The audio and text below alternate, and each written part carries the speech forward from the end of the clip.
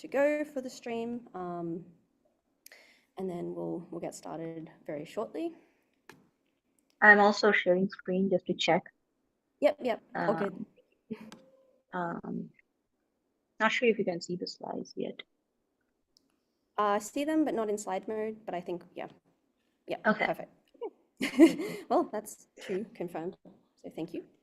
All right, so I think given the time, we will probably get started, and we're live on the YouTube, same as before, but obviously this is an online only session, which is super exciting, and I'm really excited that the SOC of this meeting decided to do one of these. And obviously I think people will still will come in and such over time. I have the agenda in front of me. If there's any changes, I guess let us know in the chat, or if there's any issues, we'll keep to time as much as possible. I think the email instructions said that you'll get a warning at about 5 minutes, but also at 2 minutes. And yeah, oh, actually, I see Sarah. Sarah, did you want to say anything while you've jumped in? I'm not sure. Sorry, I just saw you appear, so I was like, possibly not. Okay. So, all right, well, let's get started. So thank you everyone for joining for this session. Okay. Oh, sorry.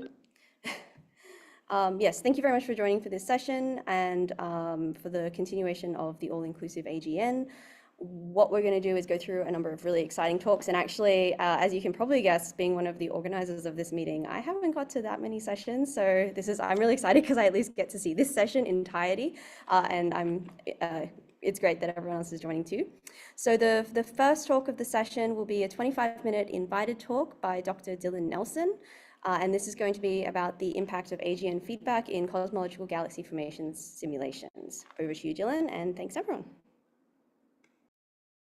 Yeah, thanks a lot. Let me get rid of some stuff on the screen real quick. Excellent. And everyone can hear me okay, I hope? It's a little quiet. I don't know if you can up your mic a bit, but it's not too bad.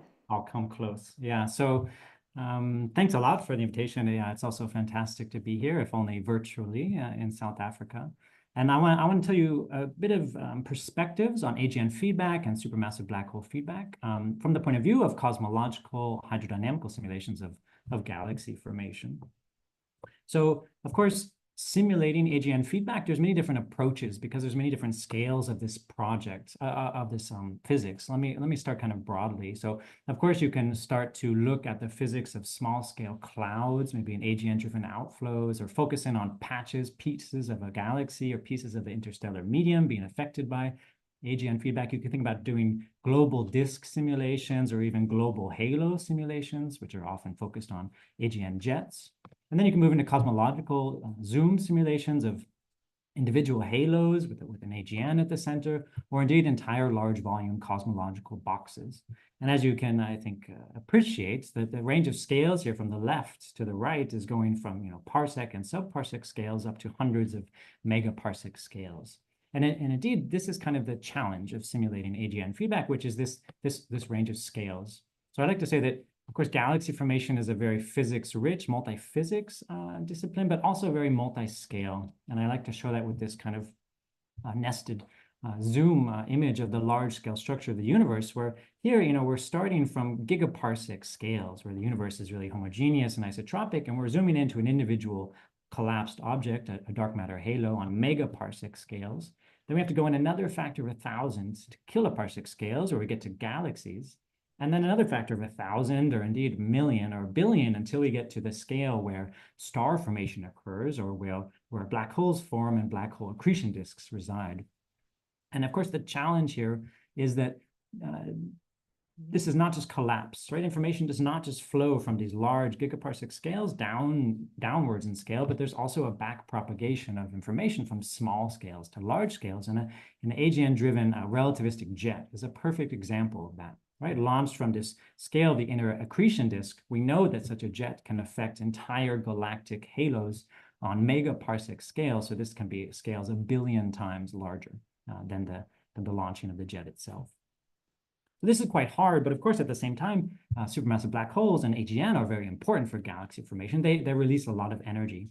We can see this just in kind of the squiggle sense, right? If the mass density of black holes in a galaxy is about a 1,000th of that of the stars, and if a black hole has access to about 10% of m dot c squared in terms of the energy it can extract, whereas supernova feedback has about 10 to the 51 ergs per supernova, of course, which means per 100 solar masses of stars formed. Then we just take the ratios of these things and we come up with the idea that, in fact, energetically speaking, right, black holes and AGN feedback have a comparable energy to stellar feedback, and thus they must be important for galaxy formation and galaxy evolution. But how this actually works, of course, is very complicated. So if we're in the community of small-scale accretion disk simulations, where we're running, say, general relativistic radiative magneto-hydrodynamical simulations of supermassive black hole accretion disks, we can start to study, say, how winds and jets get launched. But of course, when we're simulating a galaxy and doing a whole cosmological simulation, all this structure, all this detail you see on the left is totally unresolved, right? It's not possible to resolve that and still also simulate an entire galaxy. So that means in a cosmological simulation, we have to resort to much simpler models for how AGN feedback is taking place. And of course, these are often called sub-resolution or subgrid models. I kind of want to give you an overview schematic of how this can work in different simulations. So imagine you have a black hole. It's sitting at the center of a galaxy, which is sitting at the center of a dark matter halo. This is the scale of the virial radius of the halo.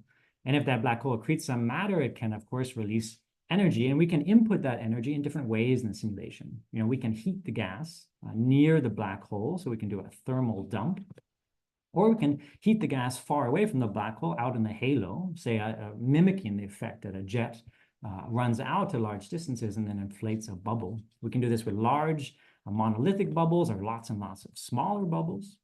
Instead of thermal energy, we can also do kinetic energy, right? Or momentum. We can kick the gas around a black hole, perhaps in a specific direction, perhaps in a bipolar sense, perhaps isotropically away from the black hole. We can also do something completely different. We can simply heat up the halo, kind of by hand, if you like, to counteract cooling and thus mimic the impact of what AGN feedback does, we think.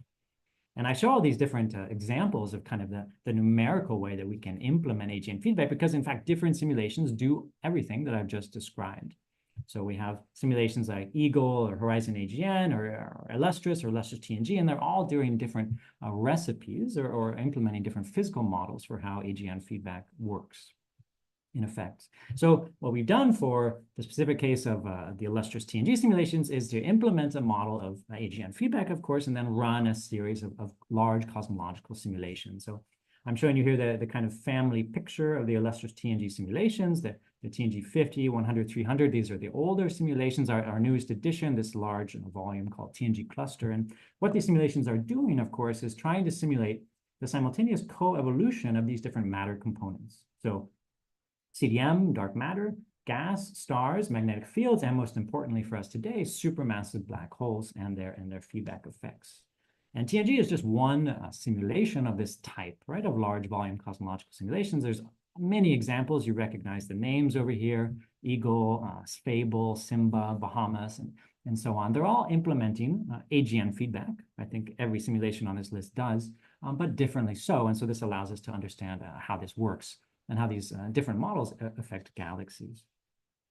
So in a simulation like TNG, what we can do is we can zoom in a lot, right? We can zoom in to actually study the internal structural properties of galaxies. And I like to show that here. This is a gallery of stellar light mock images from the TNG 50, so the high resolution simulation, run through a dust radiative transfer post-processing code. That's why you see these nice dust lanes when you see edge-on disks. You also see kind of ellipticals and spheroidal systems. You see mergers in progress. You see bars. You see warps. You see a whole diversity, a whole zoo of detailed kind of structural morphologies of different galaxies.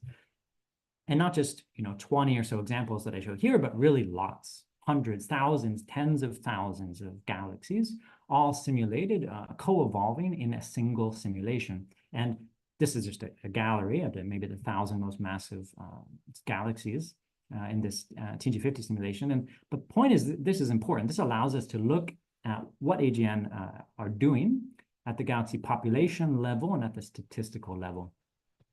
And it allows us to connect to data. So we can think about, for example, the color distribution. This is just the histogram of G minus R, the optical colors of galaxies. You have the blue population here, the red population here. SDSS data is this white bimodal distribution in the background. The old illustrious simulation, you see it in brown, and the TNG simulation with a new AGN feedback model, you see in blue. And actually the difference here, the ability of the newer simulations to reproduce quite nicely this bimodal distribution of colors is in fact due to updates in a more physical, more improved model for AGN feedback. You also see that, say, in the UVJ color plane, where quiescent galaxies start to separate nicely from their star-forming counterparts.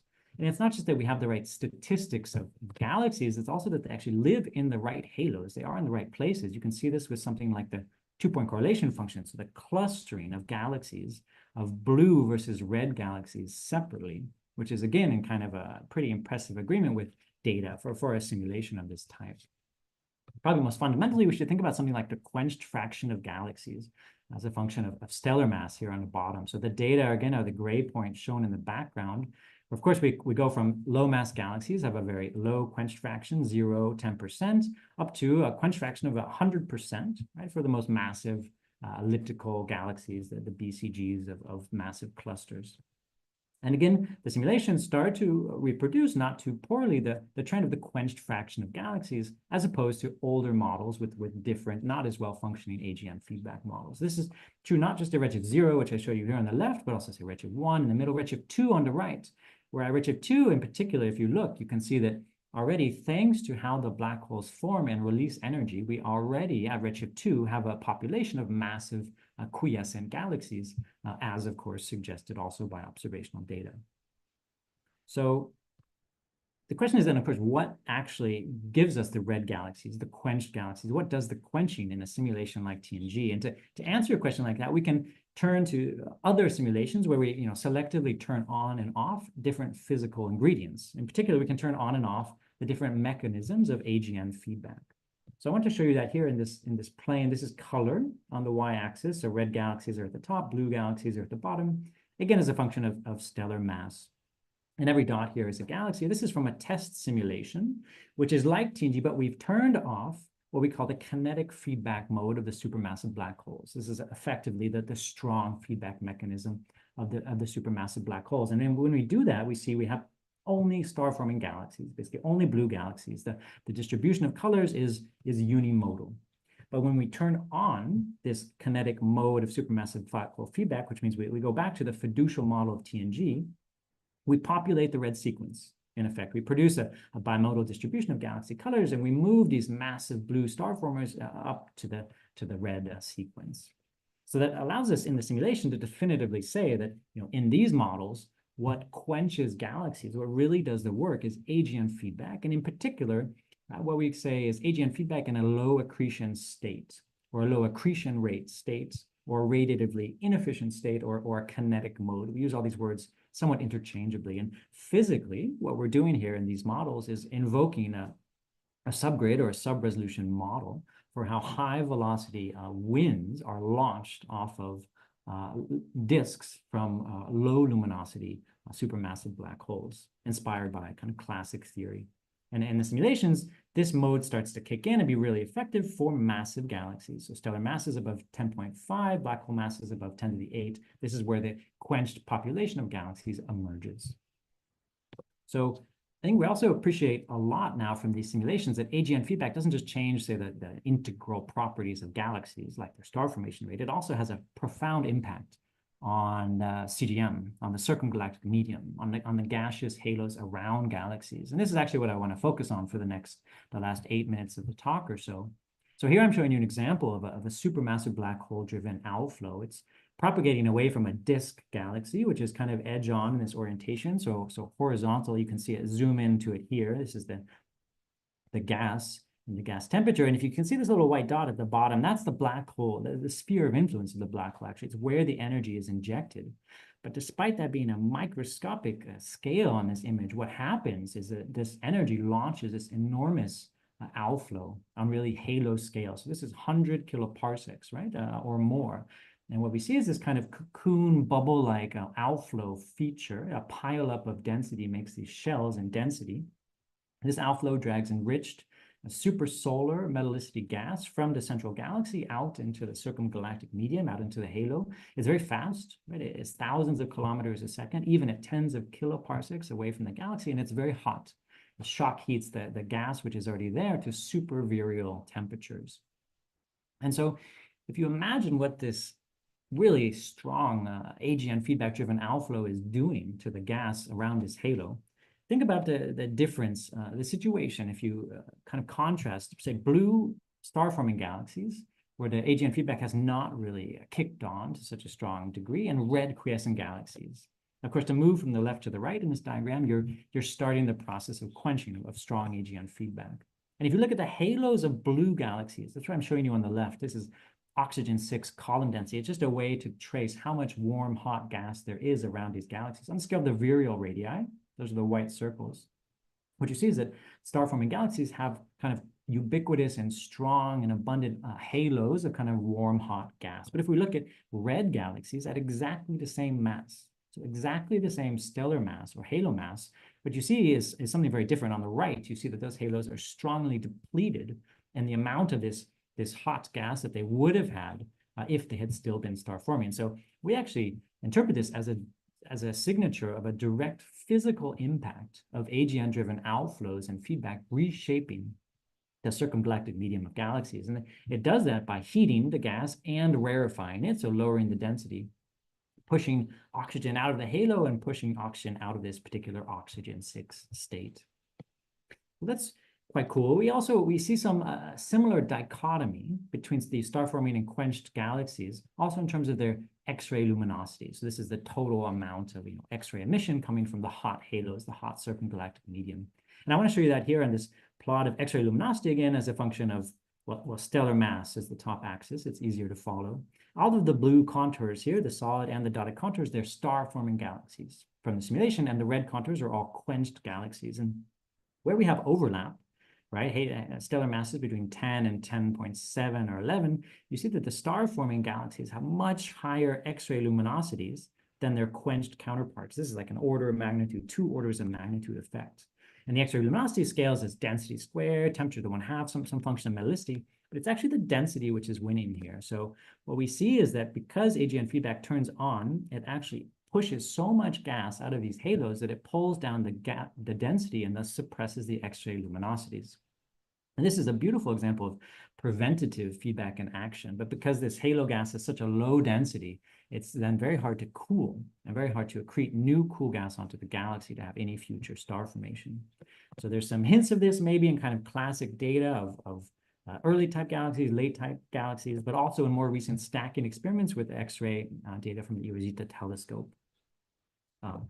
Good. Another, I think, really fascinating example of what AGN feedback is doing is, of course, the Fermi or Rosetta bubbles as observed in our own Milky Way galaxy. So these are enormous anisotropic, right, very directional features emerging from the galactic center, extending to tens of kiloparsecs. These are fast, they're very hot, presumably driven by activity in the center of the galaxy. And when we look at these simulations, TG50 in particular, and we make X-ray images like those I just showed you, looking here at galaxies are placed edge-on like before, what we see are lots of features which are kind of qualitatively reminiscent of the real Rosetta bubbles, which is shown in the image in the lower left. So this is interesting. It suggests, I mean, if the models are correct at all, a few key conclusions. The first is that these kinds of galactic center bubbles can be produced, because this is how they are produced in the simulations, by AGN, and in particular by low luminosity, slowly accreting AGN.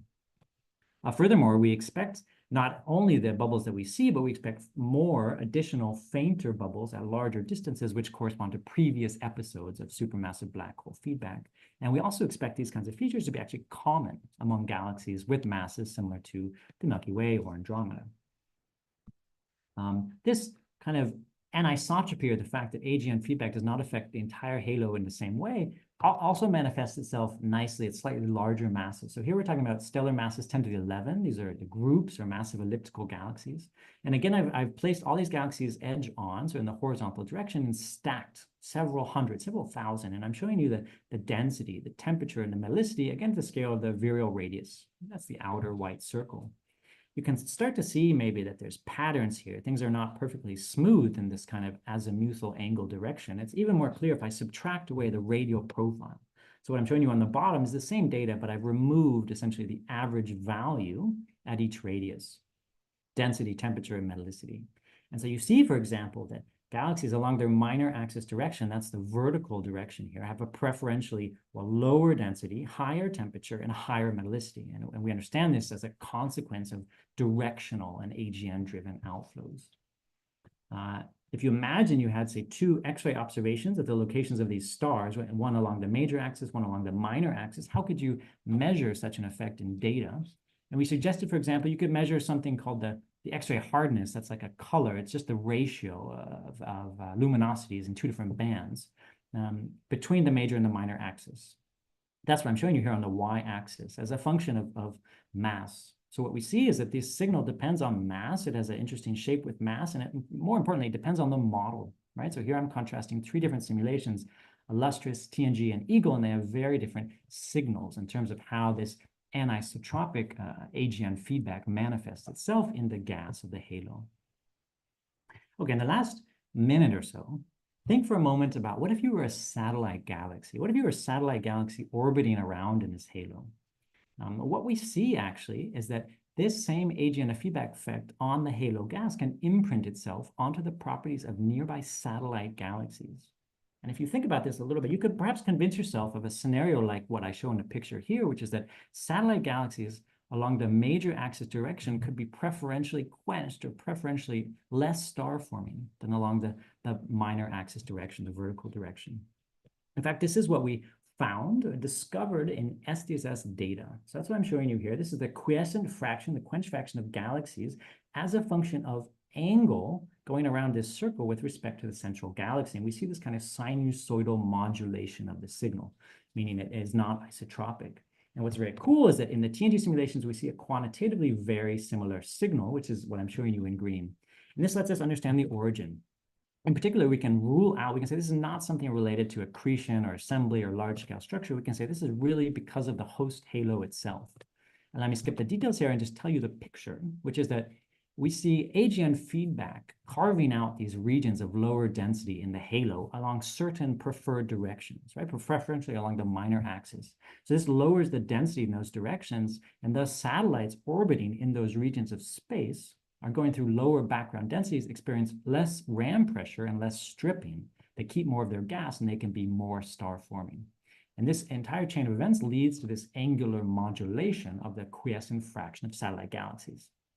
So big picture here, this is an interesting coupling between feedback, AGN feedback of the central galaxy, the circumgalactic medium gas, and the properties of satellites.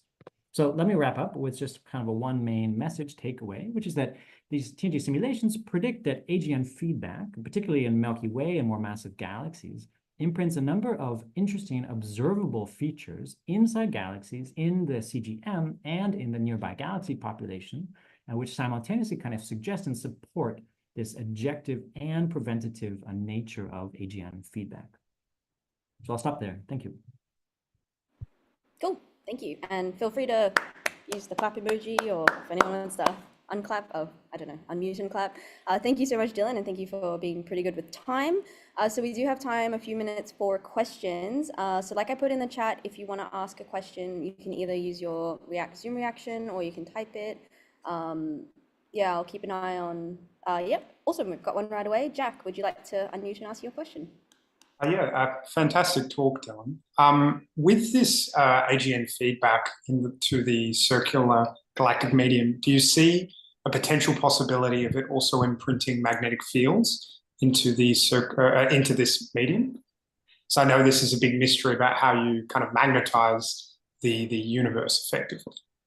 Yeah, we do. I'm sorry, I don't have any slides on the topic, but we have actually several papers studying, I think, two interesting phenomena. One is, as you say, that outflows from the galaxy actually carry a lot of magnetic energy. So there's a lot of amplification inside the galaxies, inside the disks, and that energy is then ejected out into the CGM. And this is indeed, in these simulations, one of the most important ways that you get to a kind of high magnetic field strengths in the halos themselves.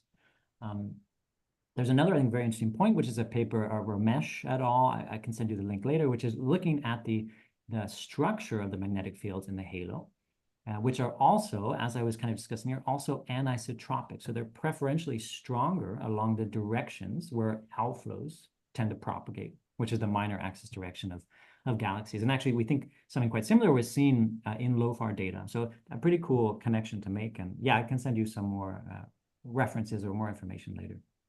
Yeah, that'd be excellent. Cool, awesome. Any other questions? Please feel free to raise your hand, or you can add it to the chat. Ooh, okay, let's, well, there's 2 quick questions and it's like speedy, but Stephanie just got in first. So please go ahead, Stephanie, and then we'll take Namrata and then we'll move on to the next talk. So over to you, Stephanie. Great. Thanks very much. This was very interesting. My question is, we've heard before about possibly quenching having 2 effects, like a mass quenching versus an environment quenching. I don't know if you've seen these famous plots like Peng et al. 2010 or something, with the red fraction increasing with mass and increasing. I think you had, some of these.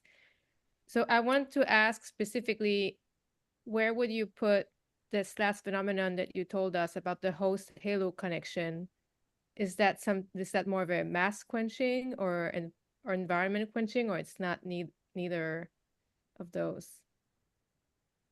Oh, good question. So in the last part here, I was talking about the quenching and star formation properties of satellite galaxies, right?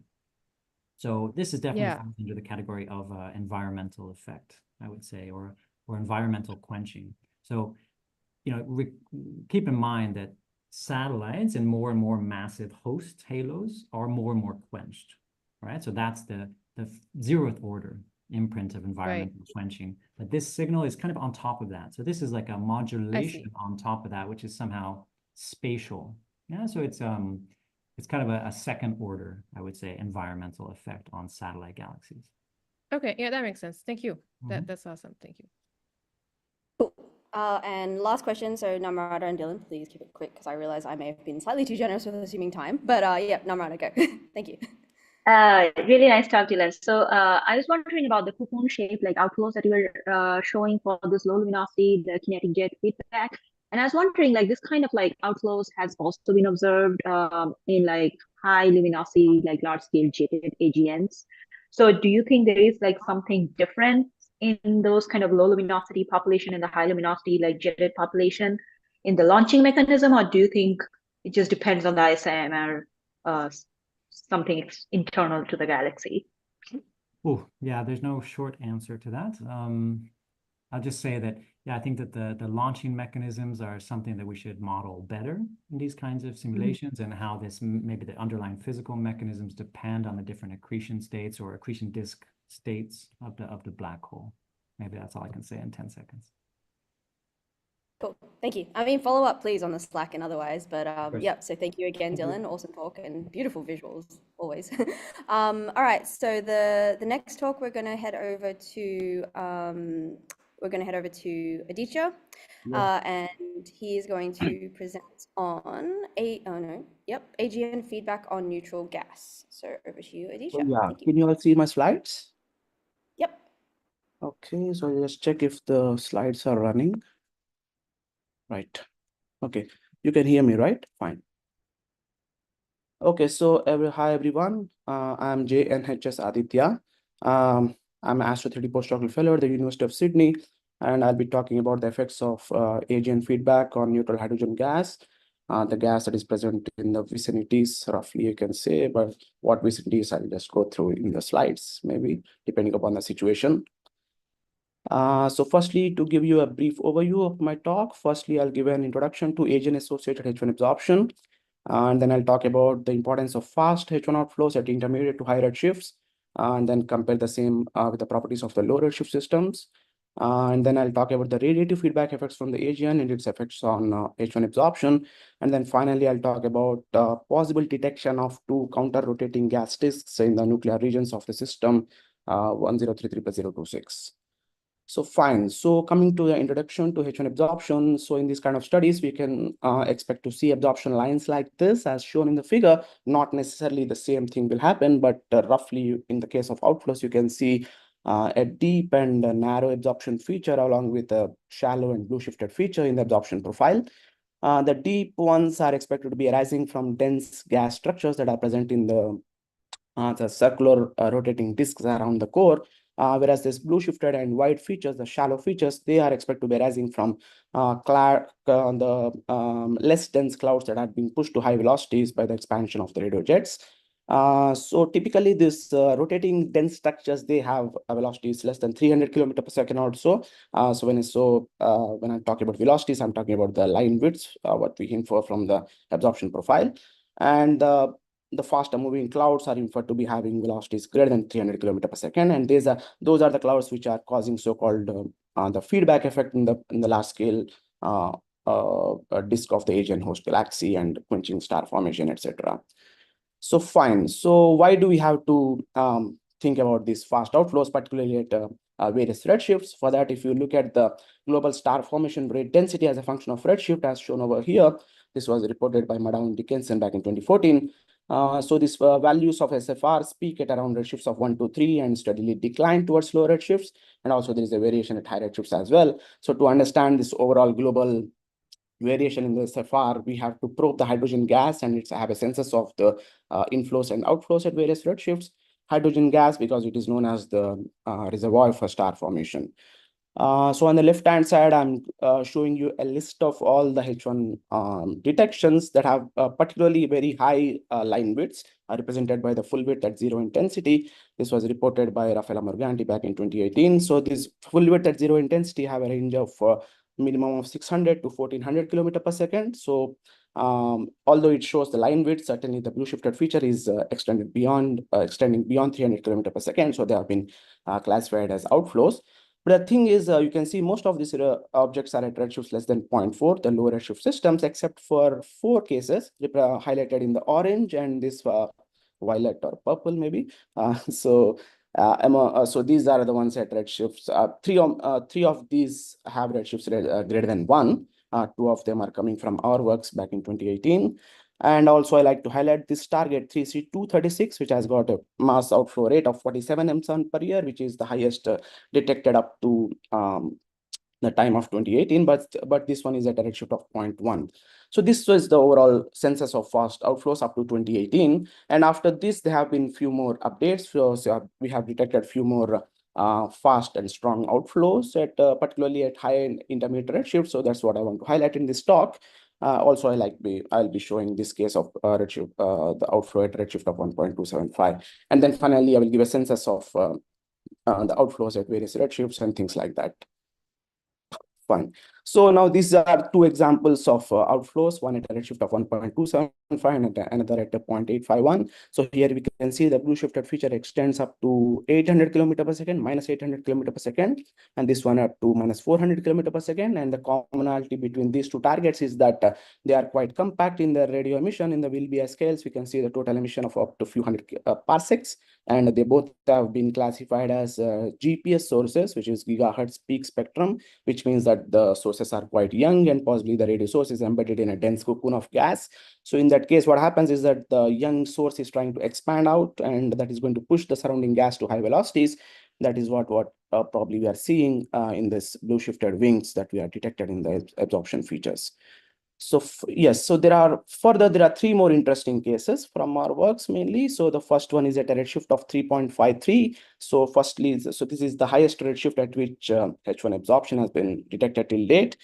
This has got a very large line width of over 1000 kilometers per second, and the blue shifted wing extends up to minus 500 kilometers per second. And another case is at a redshift of 0.959. The importance of this is that this has got a mass outflow rate of 78 mson per year, which is exceeding the previous value of 47 mson per year, which I spoke before. And finally, this last case, which has got a complex feature having a double horn profile, suggesting that there could be a kind of a rotating disk around the core. Along with that, we also see this blue shifted feature indicating that the disk, either the gas in the disk, or maybe some other clouds are interacting with the jets, which is what we are detecting in this blue shifted outflow. So fine, so these are some of the interesting cases which I wanted to show, and then coming to some of the numbers, where I'm comparing the H1 outflows at various redshift brackets, and then I'm comparing the H1 with that of the ionized winds and the molecular winds. So for various redshift ranges, firstly for redshift less than 0.4, here the detection fraction of H1 absorption has been quite around like 30%, among which 15% of the detections show fast outflows, and which means that overall among the radio sources at redshifts less than 0.4, around 5% show fast outflows. Now moving to redshifts of 0.4 to 1, here just 4 fast outflows have been detected till date, but here I have to mention that the number of searches have been quite less because of the lack of the bands in the radio telescopes. But however, I like to highlight the FLASH survey, which I'm a member of and which is being headed by Ilan Sadler and Elizabeth Mahoney. So the FLASH stands for First Large Absorption Survey for H1, and this has been conducted with ASCAP, where we particularly targeting the redshift bracket of 0.4 to 1 to search for H1 absorption across the southern sky. So there are some papers have already come up, and more interesting papers will be coming up in the near future. Now moving out to redshifts greater than 1, here the number of detections is 11, among which we see 5 strong outflows. But again, have to say that the number of searches have been significantly fine enough, but the detection fraction has been quite less compared with less than 10% or so, compared to a 30% detection fraction at low redshifts. So we are still trying to understand the causes, the reasons for this decline in the detection fraction as a function of redshift. So we need more surveys to understand these effects, and that work is still going on. Okay. So now coming to a comparison of the H1 with that of the ionized winds and the molecular winds. For the ionized, firstly with the velocities, for the ionized winds, the maximum values extend up to 10 per 5 km per second, whereas for H1 and molecular winds, the highest values are around 1000 to 1200 km per second. Coming to the mass outflow rates, for the ionized winds, it is the values are 7,000 mSun per year. And for molecular, it is 1000 mSun per year, and for H1, the maximum value is 78 mSun per year, which I spoke before. But here I have to mention again that some critical assumptions going to estimation of these values, particularly regarding the spin temperature of hydrogen gas. Here we have assumed a spin temperature of 1000 Kelvin, just to be consistent with other studies which report the same values. So that's the case. So these values keep varying as more and more surveys keep coming up. So this is just the current status, and please look out for the papers. So now I'd like to shift to a different topic, which is AGN radiative feedback. So here what I'm plotting is a sample of around 92 to 100. I remember, yeah, it's 100 around uniformly selected flat spectrum radio sources, which have been searched for H1 21 centimeter absorption. And here the black solid markers represent detections of H1 absorption, whereas the hollow markers represent the upper limits to H1 optical depth. And in both panels, we can see a steady decline in the H1 absorption strength as a function of AGN ultraviolet luminosity and as a function of AGN radio luminosity, the 1.4 gigahertz luminosity. So now the reason for this decline, what we think is that the AGN ultraviolet luminosity is going to ionize the surrounding hydrogen gas, whereas the radio luminosity is going to raise the H1 spin temperature to high values. So both these effects are going to reduce the H1 absorption strength. That is fine, but there's one caveat over here that for this sample, for the AGNs, both the ultraviolet and the radioluminosity are also correlated positively among themselves. So we don't know which of these two factors is the dominant one, or maybe both are dominant, which we have to figure out. For that, again, the thing is we need more surveys. We have to populate this absorption surveys at various regimes of luminosities and things like that. So it has to break the degeneracy and trying to identify the dominant factors. So yes, that work still goes on.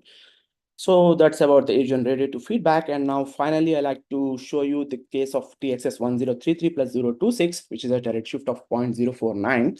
So this target we have pursued with E Merlin in the L band to probe the H1 21 centimeter absorption so as to trace the hydrogen gas in the nuclear vicinities, in the parsecs, few hundred parsec scales vicinities of the nuclear core. And on the left-hand side, I'm showing you the velocity integrated optical depth of the H1 obtained from the moment zero map. And here we can see the black contours represent the continuum. So here we can see a double biconical H1 structure to the two features being present on the opposite sides of the nuclear core. We can see a interesting, like a split up in the central regions. Maybe the jet is pushing away the gas, maybe. So that's already interesting in that figure. But more interesting is that when we look at the moment one map, which shows the velocity field, here we see a patchy structure with some green patches and the dark blue patch. So here, what the green patch is having, the green patches are having like less velocities, lesser, like even negative velocities up to minus 50 kilometer per second, whereas the dark blue patch has got velocities up to 200 kilometer per second. So what we think here is that these two patches combined represents one disk which is rotating in one orientation, and there is another disk which is comprised of these two patches, which is rotating in the opposite direction compared to this first disk, and these two are connected in the nuclear regions. So this is our theory, but then this is an ongoing work, and we are still testing with the various plots or whatever we are thinking. So to support our claims, last 2 minutes. Yeah. No, 30 seconds until you 30 get to seconds. 3 Okay, minutes. fine. You can Okay, feed into so right. So here to support our claim, what we are plotting is the Persian velocity maps for various cuts, as I'm showing in the for the 1 and 5 regions. We can see a Persian velocity as well as the absorption intensity, where you can see this anti-symmetric patterns. And for the 1 and 2 and 4 and 5, we can just, for the simple PV plots, we can see an inverted S shape and an S shape patterns, such as which all these things support our theory that there is a double disk which is rotating in the opposite directions. So yeah, so these results should be out in coming months, and I stop here with the summary slide showing you all the main aspects of my talk. I'll take any questions. Thank you. Awesome, thank you. I don't know how that, maybe the noise canceling cancels it. Anyway, thank you, Aditya. So there's 2.5 minutes, 1.5 minutes. Can I count? 2.5. It's been a long week, a long 2 weeks. Could please raise your hand for questions or put them in the chat if you'd like to ask a question about anything that Aditya has presented. I can start quickly because I have a question. I mean, thinking about Dylan's talk, what do you think the best potential is for connecting some of the things you're seeing in these galaxies with simulations? Have you thought much about that? Yeah, so simulations thing, I have quite confused, and also maybe I'm not fully knowledgeable. I tried to delve into the things, but my understanding is that whenever there is an impact between the agent jets and the surrounding cold gas, the simulations have not been like at the higher detail. They're not able to produce the outflows that we see in our absorption features. So the gas just disintegrates. Even they are not able to achieve with the even the molecular gas, I heard. So I'm still not clear. Like the ionized outflows are certainly there too, but we don't deal with the ionized gas when we are still in the situation of with the cold gas. We deal with the cold gas. So yeah. I have to dig out into the details to understand if someone has got something with the H1 outflows as well. Cool. Okay, well, yeah, maybe you and Dylan can follow up via chat or via Slack. Are there any other questions? Any hands that we've got? Anyone want to? Yep, great. Shelley Ann?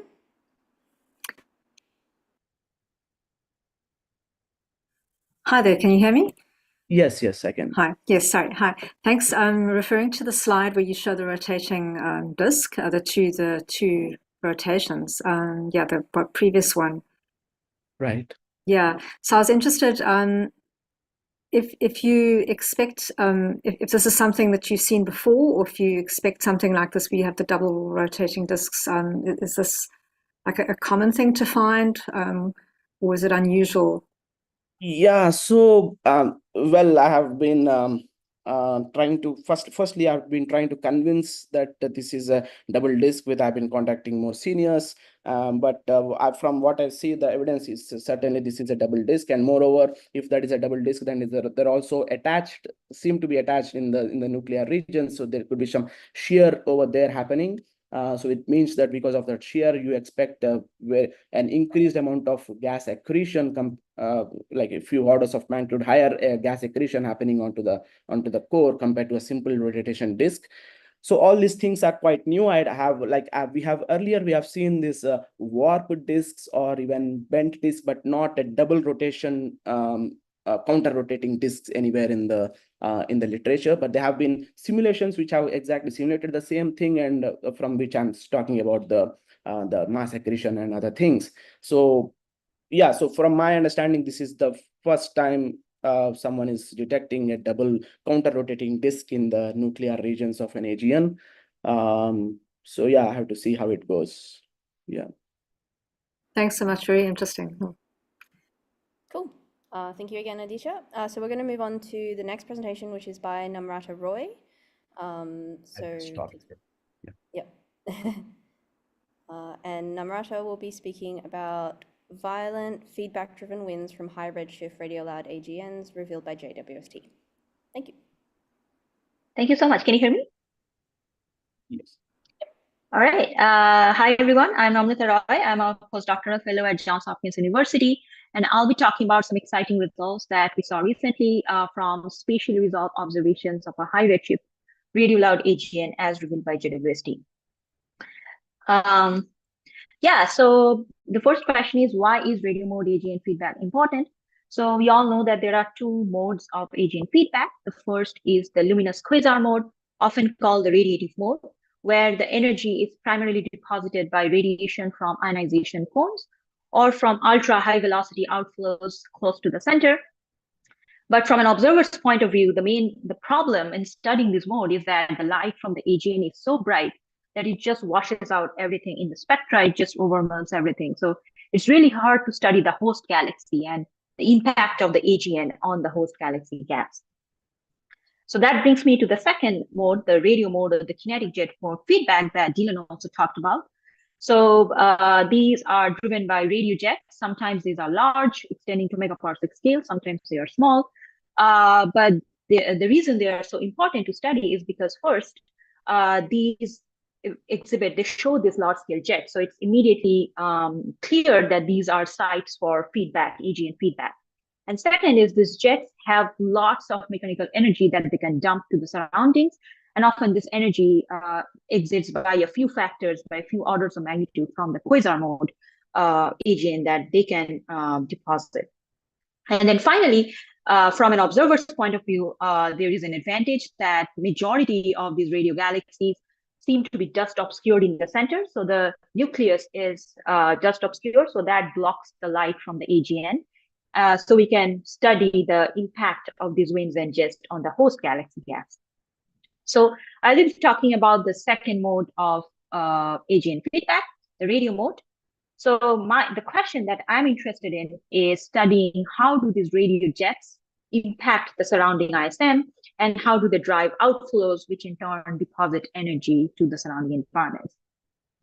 And I have been recently interested in the high redshift radio AGNs because you see more gas-rich environment there. The EGMs are also way more powerful. But the unfortunate thing was that until very recently, we couldn't really get spatially resolved observations of high redshift, and by high redshift, I mean redshift 3, redshift 4 radio AGNs, especially not from the ground. So we really needed space-based observations.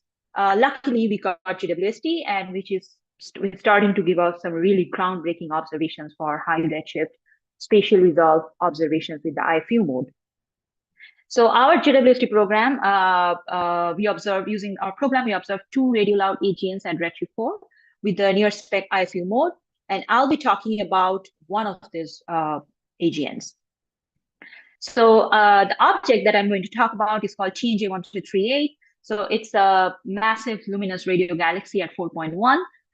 It's really one of the brightest radio sources in the southern sky. The luminosity is somewhere around 10 to the 28 watts per hertz. So if you are a radio person, you would know that this is really, really high. It's kind of on the extreme end of the radio luminosity function of AGNs. And if you look at the morphology, the radio morphology of the source, so if you look at the left plot, so this is relay imaging at 4.5 gigahertz. And you see this double lobe structure where the northern lobe is way brighter than the southern lobe. The location of the host galaxy is shown by the green cross. The host galaxy is not detected in the radio. It's marginally detected in the radio. And the northern lobe is actually much closer to the host galaxy as well than the southern lobe. Now, the UV imaging from HST reveals that this galaxy, the host galaxy, is actually pretty clumpy. So here the red contours show the radio lobes, and then the blue contours show the HST imaging is in the Lyman alpha wavelength band. And you can see this really clumpy extended Lyman alpha nebula that is a signature of lots of gas that is in this galaxy. So now I will show you the JWST data, the beautiful JWST data cubes. So we have IAU data cubes, and we construct narrowband images from this by integrating in different wavelength ranges. So in the first panel, I'm showing the continuum map, where I have masked out all the emission lines. So we only get the flux from the continuum level. So here the red contour showed the bright northern radio lobe that was close to the host galaxy.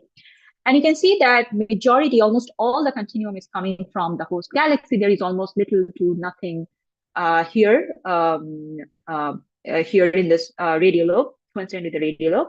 But if I now show you the ionized gas maps traced by different emission lines, you can see that the maps, first of all, look beautiful, and they look nothing like the stellar continuum maps. So the ionized gas here can be traced by different emission lines. So here the different panels indicate the different lines like oxygen 3 emitting gas, oxygen 2, sulfur 2, H alpha, H beta, neon 3, etc., etc. So you can see that the ionized gas maps looks very clumpy, and they almost have these two different components here. So one close to the host galaxy, and then there is this other component which is co-spatial with this radio lobe, roughly co-spatial with the radio lobe. And also different emission lines show widely different morphologies in the gas. So that is characteristic of the different ionization structure, different temperature distribution, etc., etc. So we can take a closer look at the O3 emitting gas. So we can split up this oxygen 3 spectra into different velocity channels. So here in the left, I'm showing the O3 emitting gas, but with velocities between plus minus 300 kilometers per second around the systemic. The middle panel shows the gas with intermediate velocity between 300 to 700 kilometers per second. And the panel on the right shows the gas with the highest velocity component greater than 700 kilometers per second, kind of capturing the wings of the lines. So this is characteristic of any outflowing gas that's present. And we see that majority of the low velocity gas actually lies to be co-spatial with the host galaxy. But as you go up in the velocity, in the highest velocity bin, you see the gas to be mostly lying co-spatial with the radio lobe. So we see high velocity gas coincident with the radio lobe. So maybe the jet is kind of encountering this clumpy ionized gas, and it's creating these radio lobes, and it's launching this outflowing gas in all directions. We can also look at the line profiles, the shapes of the oxygen 3 lines at different locations. So here I'm showing you the spectra around the oxygen 3 5007 angstrom line at location 1, which is close to the center of the host galaxy. And you can see there is a narrow component, and then there is a broad component there, which is indicative of outflows. But it becomes really interesting as you move away from the host galaxy. You walk away from the host galaxy more closer to the radio lobe. And you see the line profiles becomes way more weird. It becomes broader. The lines often split into two different components, you can fit as many Gaussians as you want because the lines are really broad. And the line widths go anywhere from 1,000 kilometers per second to 1,500, 1,400 kilometers per second. So the lines are really broad. So the presence of this high velocity and broad line widths along this kind of extended structure, it tells you that these are signatures of massive outflows. And the fact that these are aligned with the radio lobes along the jet axis tells you that these jets are possibly dumping energy, and they are kind of driving these outflows. So now we have all these exquisite maps of different emission lines. We have the spatially resolved density, temperature, outflow, kinematics. We also have the surface brightness profiles of different lines. We can actually map out the mass outflow rates and the kinetic power of these outflows. So before that, we used to have just one number, the integrated outflow rates and kinetic power, but now with these kind of detailed maps, we can get spatial resolved quantities. And you can see that the mass outflow rates and kinetic power, they all kind of varies. They have patterns, and as you move out from the host galaxy towards the radio lobes, they kind of change in different ways. You can really look at the spatial variation. So to kind of give you some numbers to put this galaxy in the context, so the total ionized gas mass in this galaxy is somewhere around 10 to the 9.5 solar mass, which is roughly the same order as the stellar mass of this galaxy. So the gas to stellar mass ratio is around 1, which is really exciting, because this means there's a tremendous amount of ionized gas in this galaxy, which is pretty rare even for a Redshift 4 radio AGN. So the total mass outflow rate that we see is about about 500 solar mass per year. And this is roughly the same order as the star formation rate. So that gives us a mass loading factor of about 1. So this means that the gas is being displaced to significant distances. And that is consistent with what we see. We do see this extended ionized nebula stretch to kiloparsec scale. Finally, the total kinetic power of the winds we calculate to be like 10 to the 44 arc per second. That is large, but the kinetic power that is in the radio jets is actually 3 orders of magnitude higher. It's like 10 to the 47 arc per second. So that means that the jet is indeed depositing energy in the winds, but it's not probably efficient enough because there is a 3 orders of magnitude difference. Finally, I wanted to show this plot to put our galaxy in the context of other AGNs that have been observed both in low redshift and also in high redshift using JWST. So here I'm showing in the y-axis the kinetic power of the outflow plotted against the AGN bolometric luminosity. So here the gray points show the low redshift AGN. The stars show the JWST observed quasars, and then our galaxy is shown in triangle. And you can see that our radio galaxy TNJ1238, they lie at the extreme end of the plot. It has the highest highest bolometric luminosity and also some of the highest kinetic power of the outflows. But it's overall consistent with this correlation that people have observed with data. One interesting thing that I observed is that the kinetic power of the outflow that we have is 0.1% of the AGN bolometric luminosity that you can get from these values. But the models and simulations seem to have shown in different ways that in order to have feedback powerful enough to launch a blast wave that can significantly disrupt the ISM gas, you need kinetic power of the outflow to be about 0.5 to 5% of the AGN luminosity. So that can mean different things. That could mean that this estimate that we have is just from the ionized gas. There might be more power in different phases if we look at different phases of the gas. But it can also mean that we probably don't have sufficient kinetic outflows to affect the host ISM and the star formation. And then another possibility is, of course, the models are probably not accurate and we need to calibrate them more. So that was most of what I wanted to say. I'll leave with the key takeaway points is that radio loud AGN host galaxies can be sites for exotic feedback activity, especially at high redshift where conditions change. You have more gas, you have powerful AGNs, you get to see all these exciting things. And now with JWST, we are starting to kind of see that.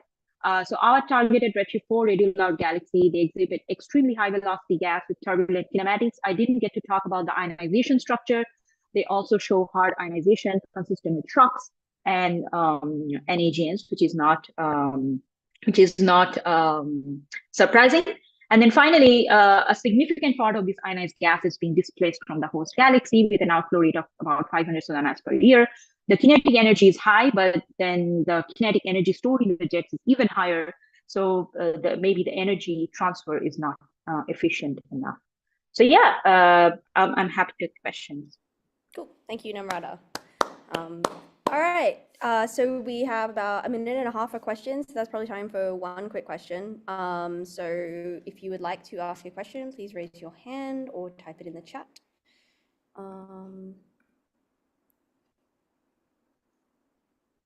Just going to give people a second to find that.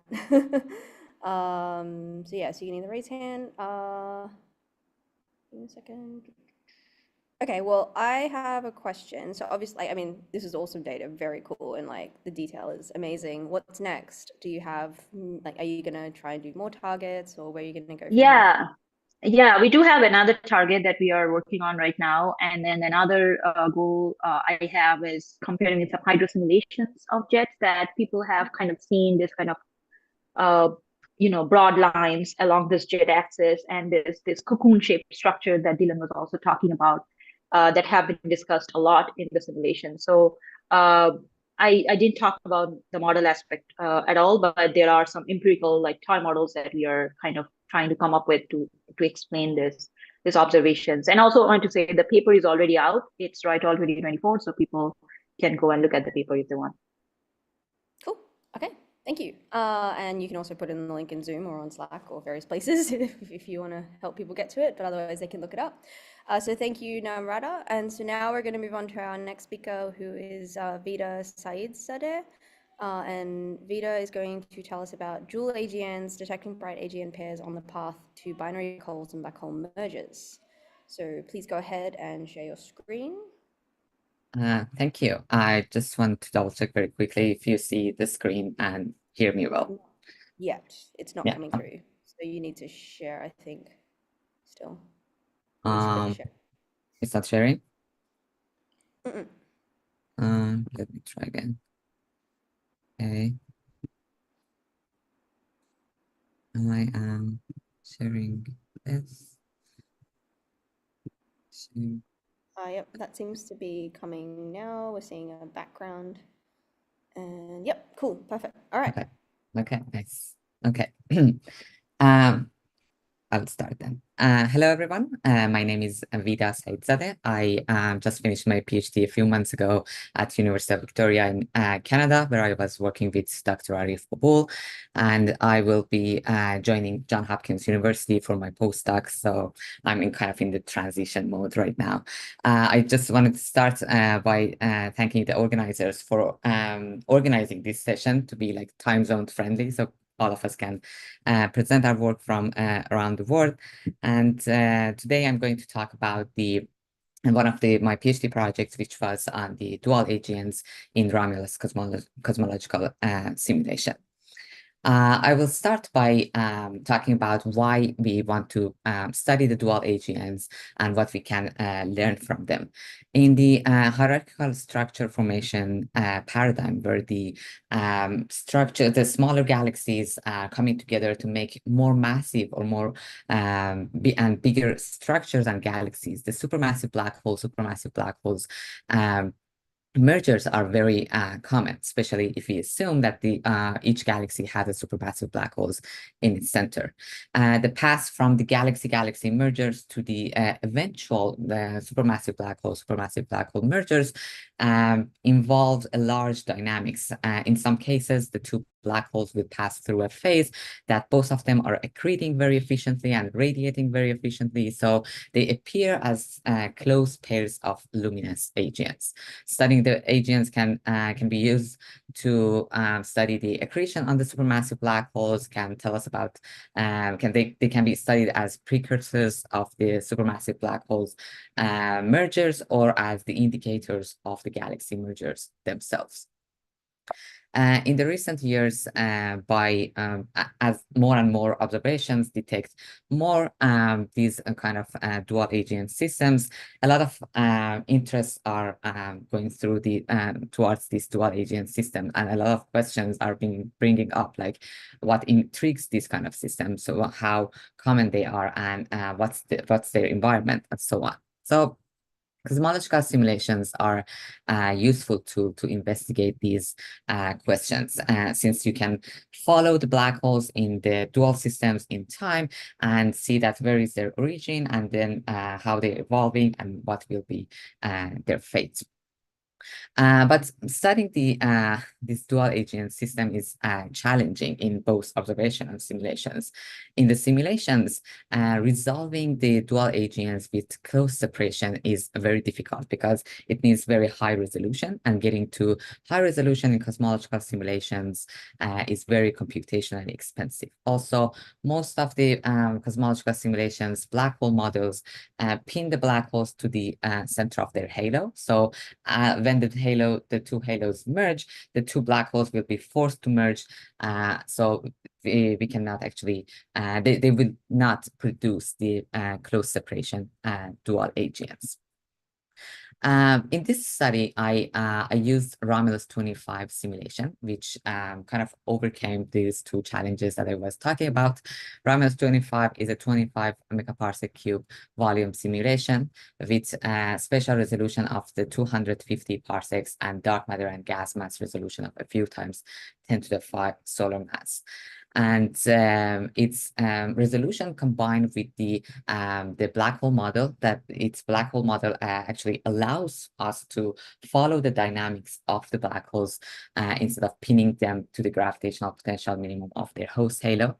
And so these two combined help us to resolve the dual AGNs. The black hole merger in this simulation happens when the two black holes getting closer than 2 times of this spatial resolution, and they are gravitationally bound, meaning that we can resolve black hole pairs or the dual AGN pairs when they are as close as 0.5 kiloparsecs. Okay, so with having those in mind, I studied the AGNs in the Romulus.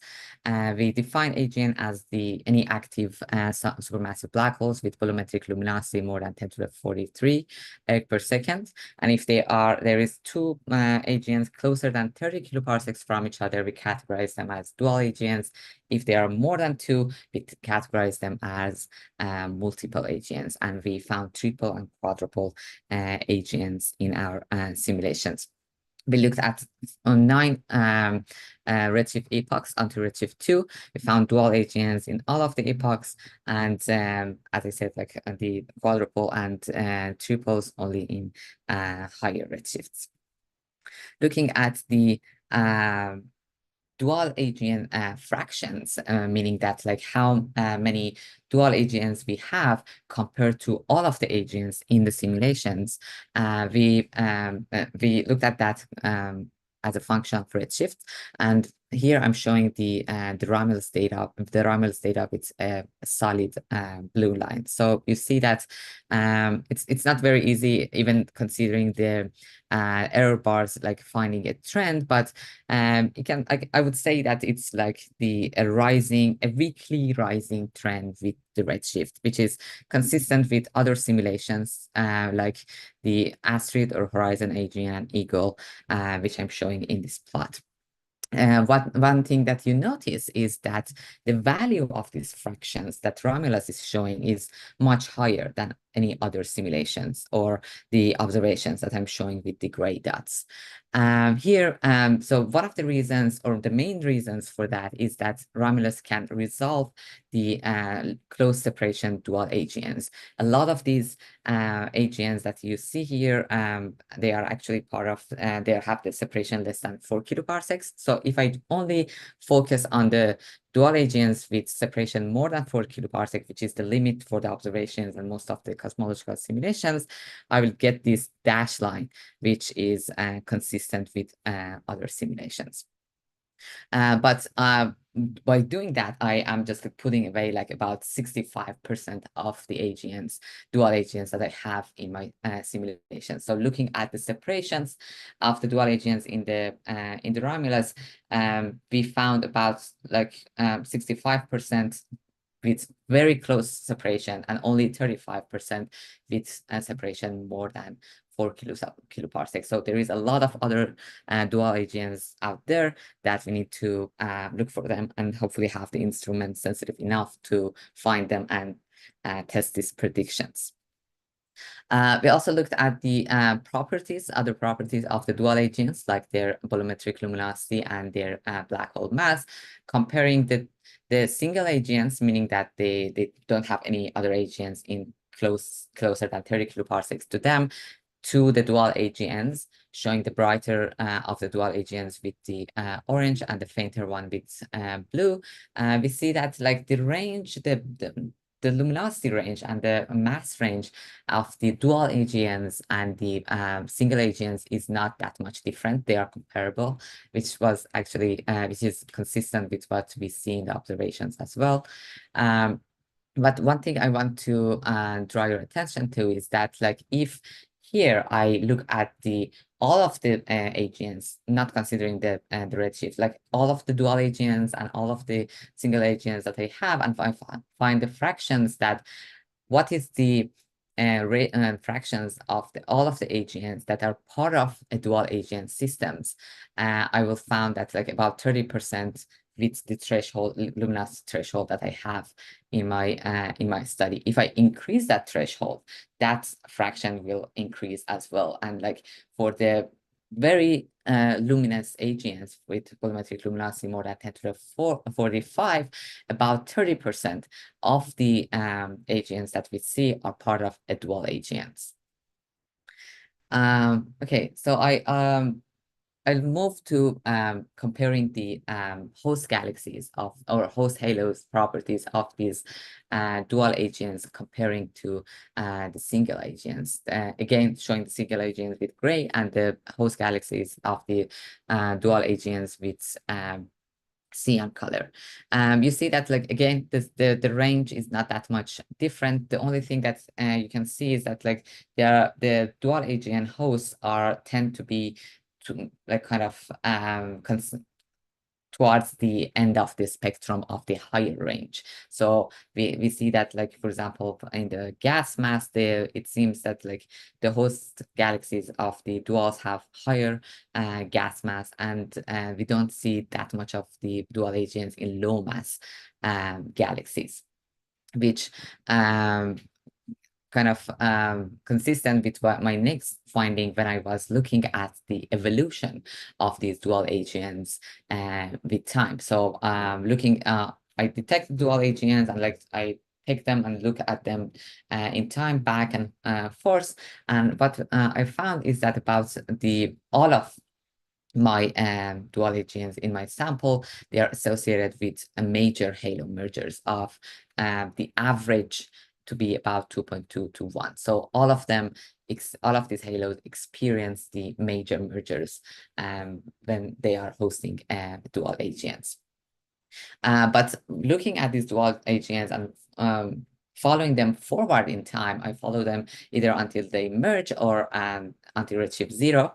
And we found that about 70% of the black holes in dual AGN system will eventually merge, but 30% of them, they won't merge. From that 25% will end up in a stalled pairs that just orbiting around each other, and the other 5% are the ones that get kicked out of the system by another galaxy merger or so.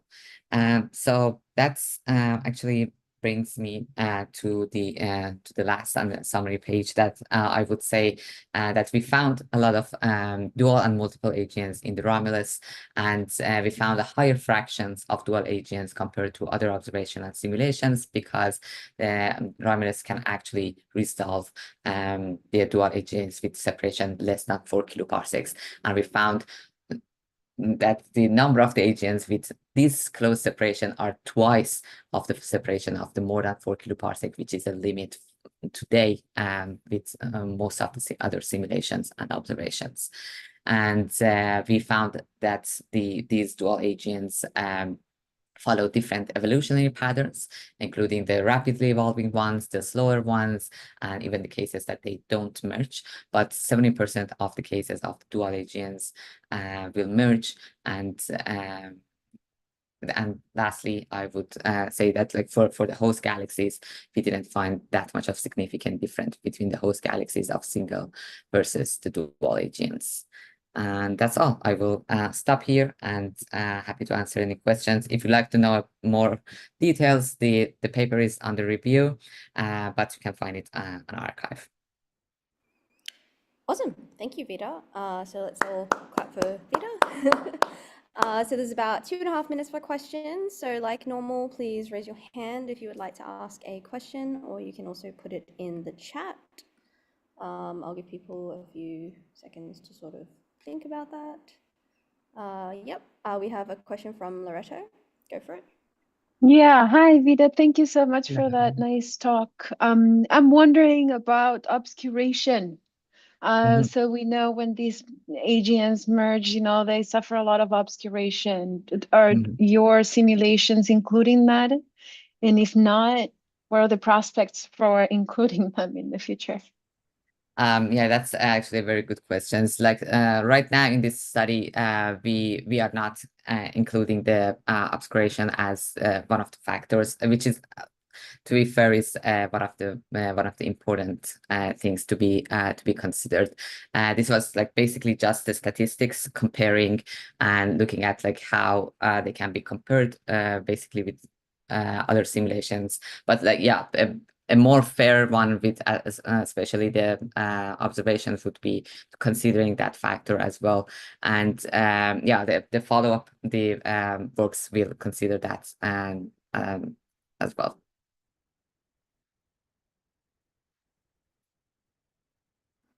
Cool. Thank you. Any other questions for Vida? Well, I have one very quickly. So you're moving to Johns Hopkins. Are you continuing this work there, or what's your focus going to be in your new position? Yeah, so I did many different things in my PhD. One of the main focus was working on the CGM. So I will work on the CGM projects in Johns Hopkins, but I'm very interested in the AGNs and like also the like my black hole works in general. So I will keep them as like side projects, but main focus will be on the CGM. Cool. Awesome. Well, good luck with it, and thank you for your Thanks. talk. So thanks, Vida, and we're going to move on to our last talk of the session. So this will be by Jack Livingston, and he will be talking about Mojave. I can't do Roman numerals right now. 22, the spatial and temporal evolution of Faraday rotation in AGN jets. So over to you, Jack. And yeah, take it over. And can you see my screen now? Yep, that looks good. Thank you. Excellent. I'll just check if these slides are progressing. Can everyone see that? Can I assume, yep. All right, excellent. Yes, my name's Jack Livingston. So I've been working at the Max Planck Institute for Radio Astronomy now for 2 years under the M2 Finders project. And I've been working primarily at the moment on this project with the Mojave team. And this is looking at the spatial and temporal evolution of Faraday rotation in AGN jets. So the Mojave project broadly has been going on since the 1990s and is the most temporally complete study of AGN to date. So I'm looking at a subsample of this. So this is only 24 AGN sources across 23 epochs. So basically monthly observations between 2019 and 2021 at 15, 24, and 43 gigahertz. So we use the VLBA, so the American VLBA telescope, which has a beam diameter of 0.5 milliarc seconds. We looked at 2 radio galaxies, 9 BLAC objects, and 13 quasars. And they were selected primarily for those that had high linear polarization, which is ultimately what we need to actually make detections. As well, they had to be Northern Hemisphere sources. And you can see them scattered across the sky here. And I've color-coded these based on their AGN optical type. And so this project ultimately really aims towards looking at the temporal changes in rotation measure and EVPA and what they tell us about magnetic field morphology of these AGN on VLBI scales. So for a little bit of background, if we can imagine, we have these AGN. So again, AGN are these extremely luminous objects that are in the central engines of AGN. They should have strong magnetic fields and high electron densities from what we understand, and they play a massive point in the formation of relativistic jets. Because of opacity, we have to consider how the apparent core of these AGN shift as a function of frequency. So we can see here, I've supplied a plot from Pushkarov 2012, which shows this effect of this core shifting. In this unified model of AGN, BLAC objects are closely aligned with the line of sight, where there's radio galaxies more on the plane of sky. And as we can see here, we'll be looking at scales on the order of parsecs to tens to hundreds of parsecs. And so we might expect to see conical shocks or helical magnetic fields.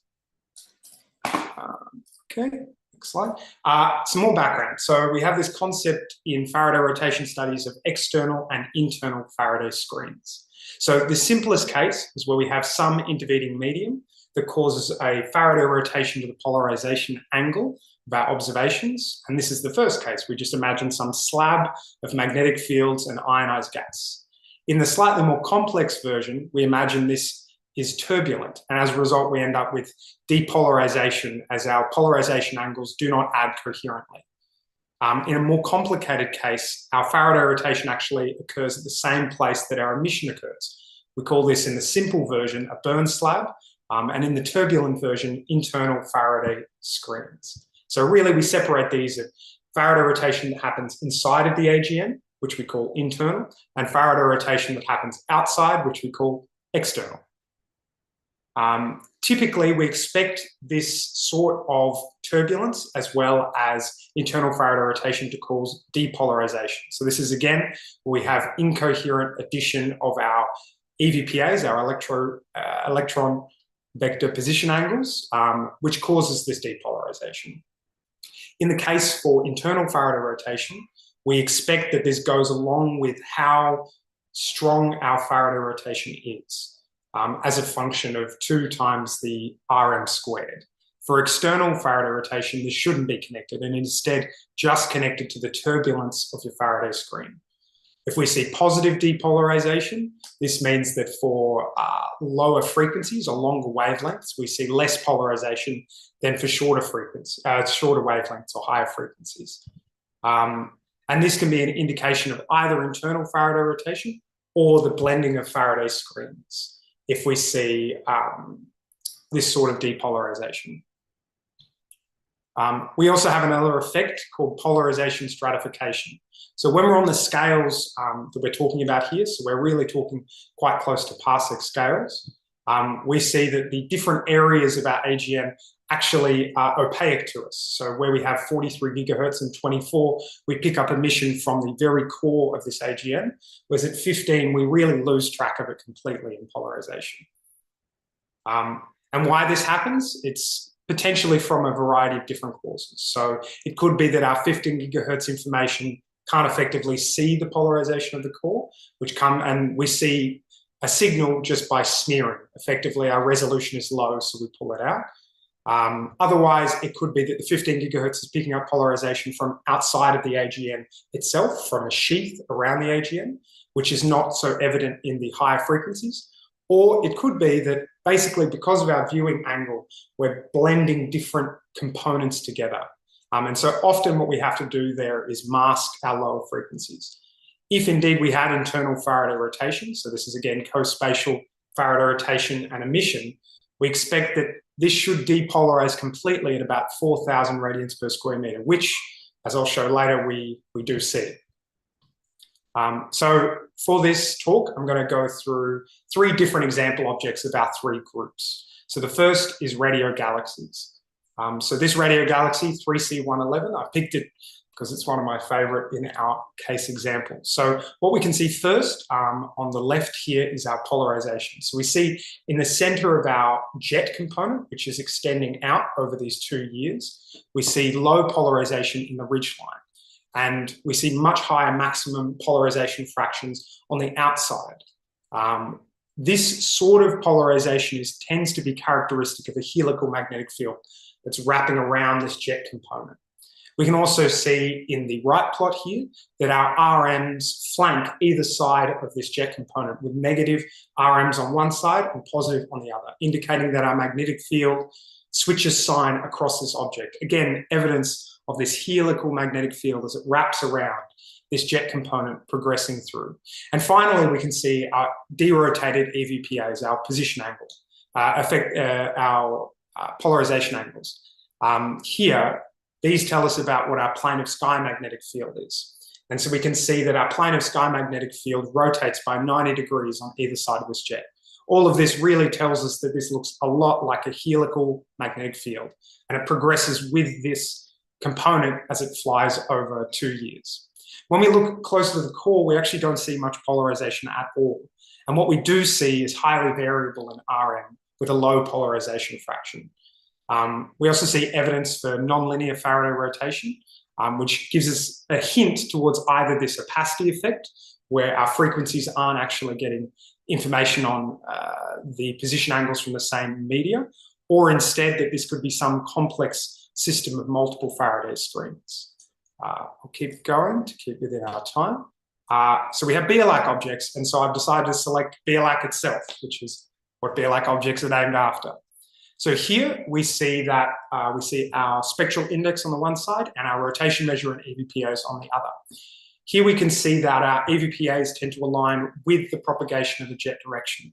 So this tells us that our magnetic field actually goes perpendicular to the jet, which means that as these components go, they crash into each other and our magnetic fields suddenly shock and become perpendicular to the jet propagation direction. For these beer-like objects, we tend to see this pretty commonly. And this being the example beer-like object, we see this very distinctly here. As we see close to the core, these RMs are quite large, so getting up to 10,000 radians per square meter, indicative of quite strong magnetic fields. Getting a magnetic field estimate is not obvious with Faraday rotation, but definitely these high values in magnitude do give us a hint that the magnetic fields here are quite chaotic and quite strong. The next slide here, I have a comic book version of this same movie, so we can break down the individual components. I think one of the most notable things here is the ejection of a particular component. We can see this here, get ejected, and as it progresses away from the core region, our EVPAs rotate from being, again, perpendicular to the jet propagation direction to aligned with it. As our magnetic fields start being aligned, being shot out with this jet, and then they crash into each other, these components, and cause our magnetic fields to go perpendicular. I just find this really fascinating, to be honest, to see this over the course of 2 years, these objects evolve. And we can see this happen twice. Early on, we see this happen. And then later on, we see another jet component emerge from this core region and have the same thing happen as it progresses down the jet. Our EVPAs shift along. Finally, finally, out of the 3 objects, I'll talk about a quasar example. So this is our highest redshift source within our set. Here we can see, if we first look at the jet region, we see that on the close side to the core of the jet, we have a negative RM. And then as our bend in our jet occurs, our RM flips sign to being positive. Which is really, I think, quite fascinating. And we can see this is really consistent over the 2 years of our observations. We see that our EVPAs do run perpendicular to the jet propagation direction, which means our magnetic field runs along our jet, which is pretty commonly seen for quasar objects. I've selected this particular source because it's so high redshift. We actually end up seeing, in rest frame, very high rotation measures. And we can also see, interestingly, how our core RMs change. There's a sudden change in our depolarization on the left, and then this we see later reflects in a change in rotation measure and EVPA. Here on the left, I have a pixel by pixel plot, which shows over time and as a function of radius, what our rotation measure, our depolarization, and our EVPAs are doing, as well as our ratio between our rotation measure and depolarization. And so what I find really fascinating about this source is we see this really clear delineation between 2 regions. This delineation happens to occur right where our bend in our jet occurs, opposed to where our core and jet are separated really clearly.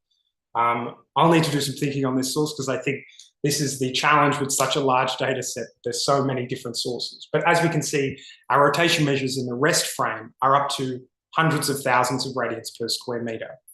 This is interesting because this is about the same magnitude of RM that was seen in the EHT observations of the supermassive black hole. So this tells us that we're roughly getting to the same magnetic field strength that they observed.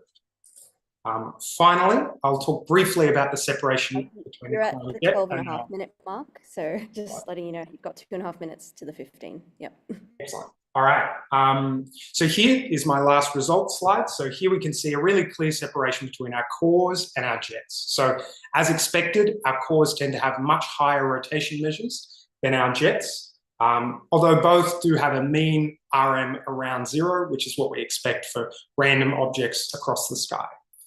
Interestingly, we also see our cores are significantly more variable than our jets. So we can see here, if we have a look at our cores modeled as linear slopes over time, our cores tend to vary by about 430 radians per square meter per month, whereas our jet RMs only vary by about 30, which is definitely within our errors of RM measurements. Yeah, I'll leave us on our summary slide here. So again, these observations span 2 years. And there's ultimately a huge wealth of information we have here. We see interesting effects like helical magnetic fields in this radio galaxy. We see transversal shocks causing perpendicular magnetic fields in Bayer-like objects, as well as interesting effects of bending jets. Yeah, and I'm happy to hear any questions. Awesome. Thank you, Jack. Great talk. Really cool movies. Love the animations. So let's give people a chance. So please raise your hand in Zoom if you'd like to ask a question, or you can put it in the chat as well. Probably have time for one quick question from anyone. There's a question. Just give it a sec. Please raise your hand or type. It's hard to know if people are typing, it doesn't tell you. Okay, well, I will steal the opportunity to ask a question. I was thinking about, like, you know, the slices and things. We've seen this sort of in Galactic H1 as well. Is this something that lends itself to 3D visualization in any way? Is that something you've explored? Like, could you, you know, combine some of that? I thought the plots at the end were really interesting with the stack, and I still have to think about how to interpret them.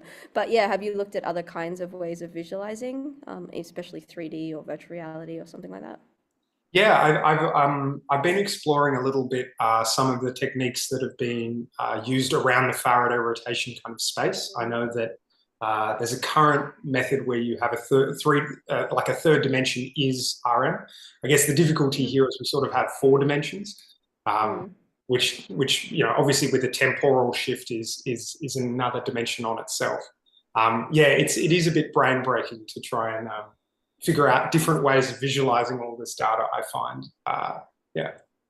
No, it's pretty cool. Yeah, I've been having a look into how we can kind of really easily display this information. Cool, very nice data.